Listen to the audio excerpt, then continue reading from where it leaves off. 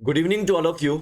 आज के इस वीडियो में हम बायोलॉजी एमसीक्यूज करेंगे जो कि बायोलॉजिकल क्लासिफिकेशन चैप्टर से जो रिलेटेड होंगे। और यहाँ पे पार्ट 1 हमारा यहाँ पे जो बायोलॉजिकल क्लासिफिकेशन में जो होने वाला है। तो NEET, HP TET, HPTST, HPT PGT biology में आपको जो कहीं ना कहीं जो देखने को मिल सकते हैं क्वेश्चंस। तो टेलीग्राम को आप ज्वाइन कर सकते हैं, लिंक उसका डिस्क्रिप्शन बॉक्स में, वहां से ज्वाइन कीजिएगा। वहां पे आपको हर एक नोटिफिकेशन जो मिल जाती है, हर एक अपडेट मिल जाती है, तो आप उसको ज्वाइन कर लीजिएगा। और आज के अगर आपको क्वेश्चंस अच्छे से पढ़ने हैं बिल्कुल बेसिक लेवल से, तो आप shubhamgktrick.blogspot.com पे जाओ, जरूर जाके जाओ विजिट कीजिएगा वहां पे, और वहां पे जाओ पढ़िएगा। वहां पे आपको जाओ बायोलॉजी के और जीके के क्वेश्चंस आपको जो पढ़ने को देखने को मिलेंगे। तो प्लीज जरूर जो इस साइट पे विजिट कीजिए। मैं लिंक आपको डिस्क्रिप्शन बॉक्स में डाला हूं, वहां से आप जो क्लिक करके साइट पे विजिट कर सकते हैं। फॉलो भी आप कर सकते हैं साइट को। तो अभी जो आप फर्स्ट क्वेश्चन का जवाब देंगे, तो बायोलॉजिकल क्लासिफिकेशन क्लास +1 का जो है सेकंड चैप्टर है ये, उसके एमसीक्यूज हम यहाँ पे सॉल्व करेंगे। फर्स्ट क्वेश्चन देखते हैं। Which of the following scientist use simple morphological characters to classify plants into trees, shrubs and herbs? इनमें से कौन सा साइंटिस्ट जो मोर्फोलॉजिकल कैरेक्टर्स को ध्यान में रखते हुए प्लांट्स को 3 भागों में बांटता है? Trees, shrubs and herbs. ठीक है, ये आपको याद रखना है। कि याद रखेंगे वो है आपका एरिस्टोटल। तो एरिस्टोटल जो वो साइंटिस्ट है जिसने प्लांट्स को 3 भागों में जो बांटा है, ट्रीज, श्रब्स और हर्ब्स में। और याद रखना है कि ये वही साइंटिस्ट है जिसने एनिमल्स को भी जो 2 भागों में बांटा है, एक रेड ब्लडेड, दूसरा आपका नॉन रेड ब्लडेड। ठीक है, ये आपको याद रखना। तो यहाँ पे ए ऑप्शन जो बिल्कुल राइट आंसर है। ठीक है, थियोप्रेस्टस याद रखेंगे, ये फादर ऑफ बॉटनी है। कौन है ये? फादर ऑफ बॉटनी है। ठीक है, और एरिस्टोटल आपको याद रखना है, ये फादर ऑफ बायोलॉजी भी है एंड जोलॉजी भी है। ठीक है, इसको याद रखना है। कैरोलस लिनियस ये फादर ऑफ टेक्सोनोमी है। फादर ऑफ टेक्सोनोमी कौन है? कैरोलस लिनियस है। और सिस्टमा नेचुरा और स्पीशीज प्लेंटरम, ठीक है, इनकी द्वारा जाओ बुक जाओ लिखी गई है, ये आपको याद रखना है। ठीक है, बायनोमियल नोमेनक्लेचर जाए इन्हीं के द्वारा, कैरोलस लिनियस के द्वारा दिया गया था, तो ये आपको ध्यान देना है। टैक्सोन जो टर्म थी वो एडोल्फ मेयर के द्वारा जो दी गई थी, एंड स्पीशीज जो टर्म है वो आपकी जॉन रे के द्वारा जो दी गई है। ठीक है, और याद रखो डीएनए फिंगरप्रिंटिंग जो था वो किसके द्वारा दिया गया था? एलेक जेफरीज के द्वारा। ठीक है, एक और याद रखना है आपको कि जो डीएनए फिंगरप्रिंटिंग का जो इंडिया में जो विकास किया वो क्या? लालजी सिंह ने। किसने किया? लालजी सिंह ने। ये आपको जो है ध्यान देने क्वेश्चंस। यहाँ पे ए ऑप्शन बिल्कुल राइट आंसर था। नेक्स्ट देखिएगा, विच of the following scientist divides animals into 2 groups having red blood and not? ठीक है, किस साइंटिस्ट ने जाओ एनिमल्स को 2 भागों में बांटा है? ठीक है, जिसके पास रेड ब्लड है और जिसके पास नहीं है। तो याद रखना, मैंने अभी आपको बताया वो है आपका एरिस्टोटल। कौन है वो? एरिस्टोटल है। तो यहाँ पे बी ऑप्शन बिल्कुल राइट आंसर है। यहाँ पे बी ऑप्शन बिल्कुल जाओ राइट आंसर है। अब देखो किंगडम सिस्टम की बात आती है, तो 2 किंगडम सिस्टम दिया गया था लिनियस के द्वारा, कैरोलस लिनियस के द्वारा। और इसमें क्या कहते हैं? प्लांट्स और एनिमल्स जो यहाँ पे दिए गए थे। ठीक है, उसके बाद याद रखना है 3 किंगडम सिस्टम। 3 किंगडम सिस्टम जाओ किसके द्वारा दिया गया था? हैकल के द्वारा जाओ दिया गया था। ठीक है, और याद रखना है इसमें प्लांट्स, एनिमल्स एंड यहां पे जाओ फंगस आपको देखने को मिल रही है। ठीक है, 3rd किंगडम प्रोटिस्टा, यहाँ पे देखने को मिल रहा है। ठीक है, उसके बाद याद रखना है 4 किंगडम सिस्टम। 4 किंगडम सिस्टम किसके द्वारा दिया गया था? कोपलैंड के द्वारा जो दिया गया था। प्लांट्स और एनिमल्स के साथ प्रोटिस्टा यहाँ पे देखने को मिल रहा था आपको। इसको याद रखना है कि यहाँ पे जो प्लांट्स, एनिमल, प्रोटिस्टा के साथ जो यहाँ पे मोनेरा आपका ऐड हुआ। ठीक है, और 5 किंगडम सिस्टम RH विटेकर के द्वारा जो दिया गया था। RH वाइटेकर के द्वारा जो दिया गया था। और इसमें जो ध्यान देना है कि Monera, protista, fungi, Plantae and Animalia जो इंक्लूड जो किए गए थे। तो याद रखना है कि एनिमल्स को दो भागों में किसने बांटा, रेड ब्लड में और नॉन रेड ब्लड में, तो एरिस्टोटल ने। तो यहाँ पे बी ऑप्शन बिल्कुल राइट आंसर है। नेक्स्ट देखिएगा, which of the following system did not distinguish between eukaryotes and prokaryotes, unicellular and multicellular organism, and photosynthetic and non photosynthetic organism? जिस इसमें से चारों में से कौन सा सिस्टम है जो कि डिस्टिंग्विश नहीं कर पाया यूकेरियोट्स और प्रोकैरियोट्स के बीच में, unicellular and multicellular and organism के बीच में, photosynthetic and non photosynthetic organism के बीच में? तो याद रखना है वो सिस्टम है आपका टू किंगडम सिस्टम। तो याद रखना है बी ऑप्शन बिल्कुल राइट आंसर है। ठीक है, तो ये दिया गया था कैरोलस लीनियस के ही द्वारा, जिसमें वो बता नहीं पाया था कि जाओ टू किंगडम सिस्टम में जाओ यूकेरियोट्स और प्रोकैरियोट्स को क्यों डिस्टिंग्विश नहीं कर पाया वो। ठीक है, याद रखो टू किंगडम सिस्टम में जाओ आपके bacteria, fungi, algae, liverwort, mosses, hornworts, fern, pteridophytes, gymnosperm, angiosperm, ये आपके आ रहे थे प्लांट्स के अंदर, लेकिन बाद में इनको जाओ अलग अलग सिस्टम में जाओ लाया गया। ठीक है, एनिमलिया में देखो क्या क्या रहा था, स्पंजीज आ रहे थे, प्रोटोजोआन्स आ रहे थे, जेलिश फिशेज आ रहे थे, वॉर्म्स आ रहे थे, इंसेक्ट आ रहे थे, क्रैब्स आ रहे थे, सेंटीपीड्स आ रहे थे, मिलीपीड्स आ रहे थे, स्पाइडर्स आ रहे थे, स्नेल्स आ रहे थे, स्टार फिशेज आ रहे थे, शार्क आ रही थी, फ्रॉग्स आ रहे थे, लिजार्ड आ रहे थे, बर्ड्स आ रहे थे और मैमल्स आ रहे थे। तो ये टू किंगडम सिस्टम में आ रहे थे, लेकिन जैसे ही जाओ अलग अलग किंगडम बनने लगे, 5 किंगडम आए, तो उनको जाओ सेपरेट सेपरेट जो अपने अपने किंगडम्स में जाए डाल दिया गया था। ठीक है, तो two kingdom system given by Linnaeus, 4 kingdom system given by Copeland and 3 kingdom system given by Haeckel. इसको याद रखना है।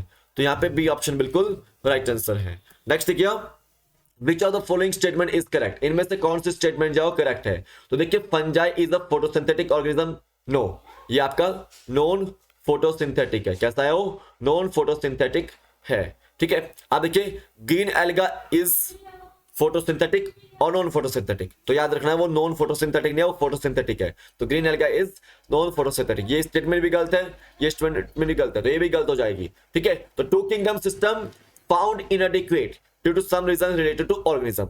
ठीक है, देखो जो टू किंगडम सिस्टम था वो इनएडिक्वेट पाया गया था। ठीक है, क्यों पाया गया था इनएडिक्वेट? क्योंकि वो एक तो यूनिसेलुलर और मल्टीसेलुलर ऑर्गेनिज्म के बारे में नहीं बता पाया था। ठीक है, और वो यूकेरियोट्स और प्रोकैरियोट्स को कहां स्थान देना है, क्यों स्थान दिया गया वहां पे उसको, वो नहीं बता पाया था। तो इसलिए जाओ कुछ समय बाद, लंबे समय तक चलता है, लेकिन उसके बाद जाओ उसको इनएडिक्वेट जकरा किया जाता है। तो यहाँ पे बी ऑप्शन बिल्कुल राइट आंसर है, बी स्टेटमेंट राइट आंसर थी। देखिएगा, एनसीईआरटी की बुक से जाओ नोट्स बनाइएगा, जो भी ये मैं क्वेश्चंस करा रहा हूँ बिल्कुल बेसिक लेवल से आपको करा रहा हूँ मैं, एक एक क्वेश्चन आपको सॉल्व करा रहा हूँ, तो इसके नोट आप नोट्स बना सकते हैं अच्छे से। ठीक है, और टीजीटी मेडिकल कमीशन में आपको देखने को मिल सकता है कुछ ना कुछ इसी तरह के क्वेश्चंस, तो आप इसको ध्यान दीजिएगा। विच of the following is not included in the main criteria for classification in 5 kingdom system? देखो 5 किंगडम सिस्टम में जाओ, जब क्लासिफिकेशन की जा रही थी, तो देखो वहां पे कुछ कैरेक्टर्स के आधार पर क्लासिफाई किया जा रहा था। ठीक है, कुछ क्राइटेरिया वहां पे इंक्लूड किया गया था। तो देखो पहला क्राइटेरिया वहां पे क्या था? Cell structure. क्या था वहां पे? Cell structure. दूसरा क्राइटेरिया वहां पे क्या था? Thallus organization. क्या था? Thallus organisation. तीसरा कैरेक्टर वहां पे क्या था? Mode of nutrition. Mode of nutrition था। चौथा कैरेक्टर वहां पे क्या था? क्राइटेरिया क्या था? रिप्रोडक्शन। क्या था? रिप्रोडक्शन। एंड पांचवा वहां पे क्या था? Phylogenetic relationship. फाइलोजेनेटिक रिलेशनशिप्स, इसको याद रखना है। तो ये 5 जाओ क्राइटेरिया जो लिए गए थे क्लासिफिकेशन करने के लिए 5 किंगडम सिस्टम की। ठीक है, इसमें भी देखो सेल स्ट्रक्चर में सेल वॉल, सेल टाइप, फिर आपका न्यूक्लियर मेम्ब्रेन के बारे में, फिर बॉडी ऑर्गेनाइजेशन के बारे में, या फिर मोड ऑफ न्यूट्रिशन के बारे में, ये आपके जो 5 क्राइटेरिया जेल लिए गए थे। लेकिन जो मोड ऑफ एक्सक्रीशन है वो कोई भी क्राइटेरिया जाओ यहाँ पे नहीं लिया गया था। तो यहाँ पे जाओ सी ही स्टेटमेंट जो आपकी सही होगी। यहाँ पे देखो इंक्लूडेड नहीं पूछा ना मैं, नॉट इंक्लूडेड, तो यहाँ पे सी स्टेटमेंट जाओ, बिल्कुल सी आंसर इसका जो राइट आंसर होगा। नेक्स्ट देखिएगा, Which of the following is eukaryotic and have cellular cell wall without cellulose? इनमें से कौन सा जो यूकैरियोटिक है और वो उसके पास सेलुलर सेल वॉल है और वो विदाउट सेलुलोज है? देखोगे अगर तो 5 किंगडम है। पहला है मोनेरा, दूसरा है प्रोटिस्टा, तीसरा है फंजाई, चौथा है प्लांटी एंड पांचवा है एनिमलिया। ठीक है, तो यहां पे देखिएगा सेल वॉल के बारे में बात करेंगे सबसे पहले, सेल वॉल के बारे में। तो सिंपल ध्यान देंगे, मोनेरा की जो सेल वॉल है वो नॉन सेलुलर है। कैसी है वो? नॉन सेलुलर है। याद रखेंगे पॉलीसेकेराइड्स की वो बनी हुई है, ठीक है। इसमें बैक्टीरिया भी आ जाता है, पेप्टिडोग्लाइकैन वगैरह पॉलीसेकेराइड ही है, ठीक है। पॉलीसेकेराइड और अमीनो एसिड की जो बनी हुई है, ठीक है, मोनेरा में। अगर बात करें प्रोटिस्टा की तो वो आपकी जो सेल वॉल वहां पे प्रेजेंट रहती है, ठीक है, कुछ में, हर एक में नहीं, प्रेजेंट इन सम। और ये देखो यूग्लेना की जो सेल वॉल होती है वो पेलिकल की बनी हुई है, किसकी बनी हुई है, पेलिकल की।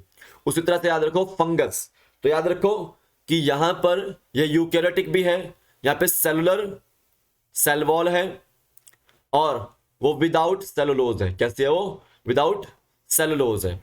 देखोगे तो वहां पे जो सेल वॉल बनी होती है वो काइटिन की बनी होती है, ठीक है। प्लांटी में याद रखना है सेल वॉल प्रेजेंट है और वो सेलुलोज की बनी हुई है। और एनिमलिया में देखो सेल वॉल अब्सेंट रहती है, ठीक है। तो देखो क्वेश्चन पूछा गया है, ये इसमें से यूकैरियोटिक बताना है जिसके पास सेलुलर लेवल की सेल वॉल होती है और वो विदाउट सेलुलोज है। तो देखो मोनेरा आपका प्रोकैरियोटिक है, ठीक है, प्रोकैरियोटिक है। प्लांटी आपका यूकैरियोटिक है, ठीक है। फंजाई आपका यूकैरियोटिक है, एनिमलिया आपका यूकैरियोटिक है। तो एनिमलिया में सेल वॉल नहीं होती है, फंजाई में सेल वॉल है लेकिन सेलुलर है और विदाउट सेलुलोज है। तो यहां पे सी ऑप्शन बिल्कुल राइट आंसर है। नेक्स्ट देखना, which kingdom is also called as Metaphyta, किस किंगडम को हम जो मेटाफाइटा के जय नाम से जानते हैं। तो याद रखना है प्लांटी किंगडम को हम मेटाफाइटा के नाम से जय जानते हैं। अगर पूछा गया एनिमलिया को मेटाजोआ के नाम से, ठीक है, मेटाजोआ के नाम से, तो यहाँ पे बी ऑप्शन बिल्कुल राइट आंसर है। तो मोनेरा आपका प्रोकैरियोटिक है, बाकी सारे के सारे जो यूकैरियोटिक देखने को मिल रहे हैं, ठीक है। Bacteria, mycoplasma, cyanobacteria, you bacteria, जितने भी है वो आर्की बैक्टीरिया, वो सब मोनेरेंस में आते हैं, ठीक है, याद रखना। तो यहाँ पे बी ऑप्शन बिल्कुल राइट आंसर था। नेक्स्ट देखिए, which of the following statement is incorrect, इनमें से कौन सी स्टेटमेंट इनकरेक्ट है। तो सबसे पहले तो देखो प्लांट्स की कैरेक्टर्स के बारे में बात हो रही है। तो प्लांट्स आपका फोटोसिंथेसिस भी करते हैं और फोटोसिंथेसिस के समय पे याद रखना है कार्बन डाइऑक्साइड का वो इनटेक करते हैं। प्लांट्स आपका रेस्पायर भी करता है नाइट के समय पे, तो वो उस समय ऑक्सीजन को जो लेते हैं, ठीक है। देखो प्लांट्स का रिजर्व फूड मटेरियल क्या होता है, स्टार्च होता है। क्या होता है, रिजर्व फूड मटेरियल क्या होता है, स्टार्च होता है। दूसरा याद रखना है प्लांट्स में कोई भी एक्सक्रीटरी ऑर्गन और सेंस ऑर्गन जाओ नहीं होते हैं, ठीक है। और देखो प्लांट्स में सेंट्रोजोम जाओ आपका क्या रहता है, सेंट्रोजोम वहां पे जाओ अब्सेंट देखने को मिलता है, ठीक है, ये आपको ध्यान देना है। प्लांट्स में आपको जब प्लास्टिड्स आपको देखने को मिलेगा, अगर प्लास्टिड्स है तो आपको वहां पे ग्रीन कलर का पिगमेंट क्लोरोप्लास्ट और जो क्लोरोफिल भी देखने को मिलता है, ठीक है, याद रखना है। और प्लांट्स खुद ब खुद जो फूड भी बना लेते हैं। तो देखो plant synthesize food by the process of photosynthesis, ये स्टेटमेंट बिल्कुल सही है, इनकरेक्ट नहीं हो सकती। Reserve food of plant is starch, ये भी स्टेटमेंट सही है, इनकरेक्ट नहीं हो सकती। Centrosome is generally absent, centrosome में पे एब्सेंट रहता है, ये भी स्टेटमेंट सही है। लेकिन जो सी स्टेटमेंट है excretory and sense organs are present in plant, तो याद रखो वो प्रेजेंट नहीं होते वहां पे, वो आपके वहां पे एब्सेंट होते हैं। तो यहाँ पे जाओ यही स्टेटमेंट यहाँ पे इनकरेक्ट होते हैं। सी ऑप्शन बिल्कुल राइट आंसर यहाँ पे, इनकरेक्ट पूछा गया यहाँ पे, ठीक है। अब आगे चलते हैं, which of the following is reserve food material of animals, animals के अंदर जो रिजर्व फूड मटेरियल कौन सा होता है। तो याद रखना वो ग्लाइकोजन होता है। क्या होता है वो, ग्लाइकोजन। तो यहाँ पे बी ऑप्शन, प्लांट्स के अंदर आपका स्टार्च, ठीक है, तो यहाँ पे बी ऑप्शन बिल्कुल राइट आंसर था। नेक्स्ट देखिएगा, विच of the following statement is correct, इनमें से कौन सी स्टेटमेंट जाओ करेक्ट है। अब यहाँ पे एनिमल्स की बात हो रही है, क्या हो रही है, एनिमल्स की बात हो रही है। तो याद रखना है एनिमल्स ना तो फोटोसिंथेसिस करते, तो अगर वो फोटोसिंथेसिस नहीं करते तो वहां पे होलोफिटिक न्यूट्रिशन देखने को नहीं मिलेगा। वहां पे जो कौन सी न्यूट्रिशन होगी, होलोजोइक न्यूट्रिशन होगी। क्या होगी, होलोजोइक न्यूट्रिशन होगी। और एनिमल्स जितने भी हैं वो क्विक रिस्पॉन्ड करते हैं, तो ये स्टेटमेंट बिल्कुल सही है। सेंट्रोजोम वहां पे प्रेजेंट रहता है ना कि अब्सेंट रहता है, ठीक है। प्लास्टिड्स वहां पे अब्सेंट रहते हैं ना कि प्रेजेंट रहते हैं। तो यहाँ पे बी ऑप्शन बिल्कुल राइट है कि एनिमल्स जो होलोजोइक न्यूट्रिशन करते हैं, एनिमल्स क्विक रिस्पॉन्स कर देते हैं, सेंट्रोजोम एनिमल्स में प्रेजेंट रहता है, प्लास्टिड्स आपके एनिमल्स में अब्सेंट रहते हैं, ठीक है। और याद रखेंगे कि सेल वॉल एनिमल्स में, एनिमलिया में जाओ अब्सेंट रहती है। तो यहाँ पे याद रखना, तो ये बी ऑप्शन बिल्कुल राइट आंसर था। तो ये थे आज आपके टॉप 10 क्वेश्चंस। आई होप आपको समझ आ गए हो। इंपॉर्टेंट है आपको एग्जाम पॉइंट ऑफ व्यू से। Shubham GK trick dot blogspot.com पे आप जाओ, जरूर विजिट कीजिएगा। आज के क्वेश्चन आपको वहां पे मिल जाएंगे। तो अभी के लिए फिलहाल इतना ही है। Thank you for watching this video. Thank you and have nice day.